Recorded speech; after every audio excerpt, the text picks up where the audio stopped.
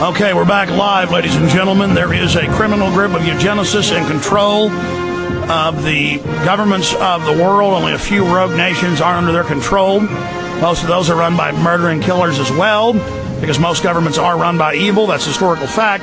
So the evil globalists can point at those they're overtaking and always say, look, they're evil.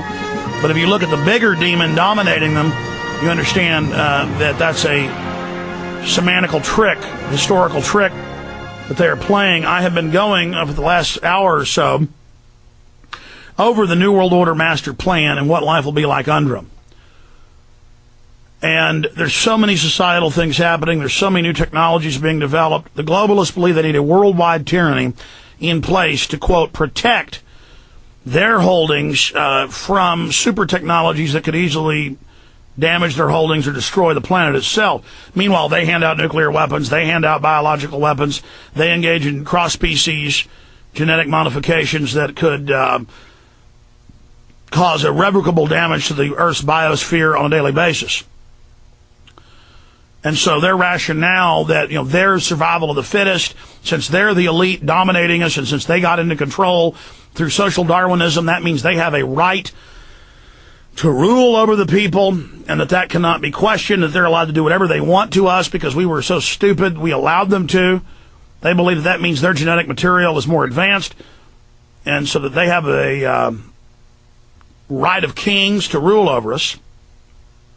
But they don't. I mean, I've used the analogy many times of cancer. Cancer takes over a body. Cancer kills its host. Malfunctioning cells, colonies of cells, spreading, metastasizing, sending spores out. And that's what this elite is. That's what elites do throughout history. They dominate. They amass enough power to themselves. They set up empires. They get abusive. They go crazy. They do horrible things. They seek self-destruction at a subconscious level. Many times they consciously admit it. They're very nihilistic. And they race through the body politic like a cancer. And there's no doubt we have government corruption. There's no doubt we have way too much government. There's no doubt now our government is openly run by private banks, and they are looting the entire treasury and our future holdings and the dollar's future. They are running up the collective credit card on the American people's back while telling us it's our fault on the news.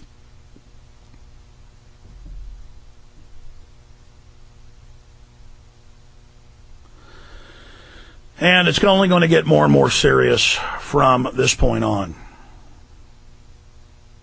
Again, they are going to organize a slow, controlled economic collapse. This is only the beginning. They are going to set up a world banking system where you buy carbon credits from them, where you pay a Tobin tax for any wire transfers or any banking. When you go to an ATM, there'll be a fee on that. You'll have to use an ID with cash. When you get cash from a bank or ATM, or when you make purchases, that will go in your carbon credit allowance history. That will go into your insurance, everything you do. The amazing thing is, it's all stated. That's what makes me so sad. This whole thing is stated. They tell you what they're doing. It's just monstrous. They're going to disarm the American people once they stage riots, and once they push Americans to the wall and the American citizens fight back. The crime syndicate is going to win battles, lose battles against militia people. Criminal elements, contractors mainly, are going to blow up police stations, shoot police in their patrol cars. This has been done in Europe to set up police state, and Asia, and Latin America by the U.S. People running it. That'll get the cops and military to rally around against the American people and get those that are against shooting citizens to gut up. So the government's going to stage pinprick false flags against their own people. They're also going to force police into positions to fight with citizens. That'll be real. We'll come back and finish up with this key area. This Communications Radio Network proudly presents The Alex Jones Show, because there's a war on for your mind.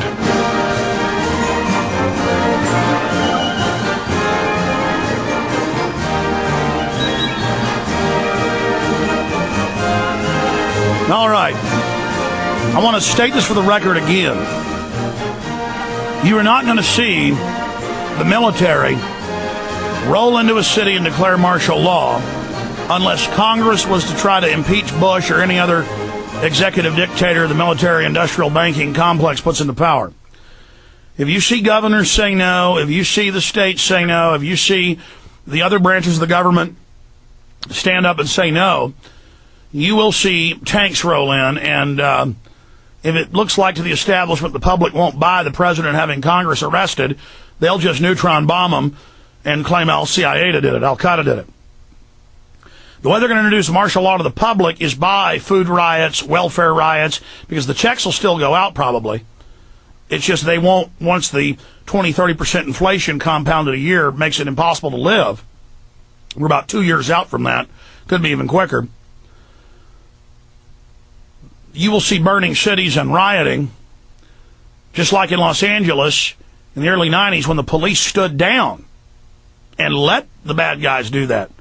And it was Korean shopkeepers that kept whole areas from being burned down because they stood up on top with shotguns shooting at people.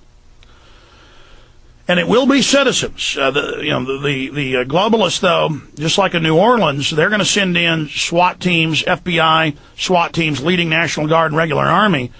The first people they're going to hit will be Korean shopkeepers, homeowners out with shotguns. You're not allowed to defend yourself.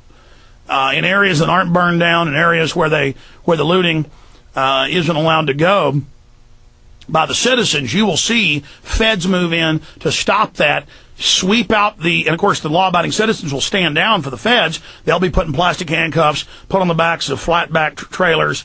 They'll be shipped out, and then the feds will step back for the burning to continue. Of course, that won't be on the news because they'll be controlling news coverage. The news will show you things breaking down. And then you'll have a few events like that with, Detroit burned, New York burned, area Houston burned, area Los Angeles burned, riots in other cities, cops getting killed. So we're going to have curfews and checkpoints and selectively enforced. That's already happening across the country as crime explodes. From Arkansas to New York and Illinois, they're having the National Guard do gun confiscations, door-to-door gun sweeps, knock and talk, where they come to your house and want to talk about your guns and want to come in and see if you have guns. I mean, we see that new federal policing system. CIA runs the local cities, the threat management, threat integration centers. And so they're going to sell the public on the military being on the streets in the name of security. See, first they were at the Super Bowl and the Kentucky Derby and Miss America pageant, troops on the news, troops searching bags on the news, acclimating you. Then it'll be for rioting. Then it'll set the precedent. Oh, look, they helped. Then there'll probably be massive terror attacks in the United States, blamed, of course, on Al-Qaeda, then on domestic groups. They're going to arrest white people and say, look, now you don't just trust the Arabs. I told you they would say this, and now they've been saying it. I told you years before. There's 5,000, there's 10,000, there's 20,000 white Al-Qaeda.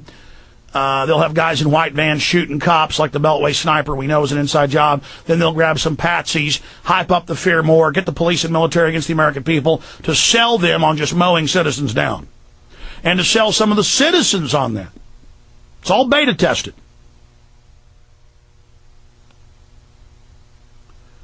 And people have to understand these government plans because, and they almost understand, I say government, this illegitimate corporate takeover we have using psychological warfare techniques on the people. I mean, you've now seen the private criminals take over all the banking and pay money directly to themselves. I mean, they have people that head up the companies that are being given the money, giving the money to themselves. Now, I want to start now with about 20 minutes of Zeitgeist, the addendum. Everybody started calling me about this weeks ago, and it's got a big buzz going, just like Zeitgeist itself. The conservatively had over 100 million views online. That's conservative. In fact, one could argue that Zeitgeist may soon overtake Loose Change second edition as the most watched film. Still doesn't have the same buzz, isn't talked about as much, but I've seen the hit numbers on it, and I think in a year or so, the problem is Loose Change, which is a good thing. I'm saying problem for Zeitgeist to be number one is that Loose Change second edition stays super hot. So, but the point is, someday it may rival as the most watched video ever. And it's got a decidedly anti-Christian bent to it. It's got some information that even the maker who I've talked to, he used our footage and unauthorized, which is whatever. He called up and said, could he use it for an official version? I said, whatever, man. The point is that they had to change some stuff. They got a lot of their stuff wrong.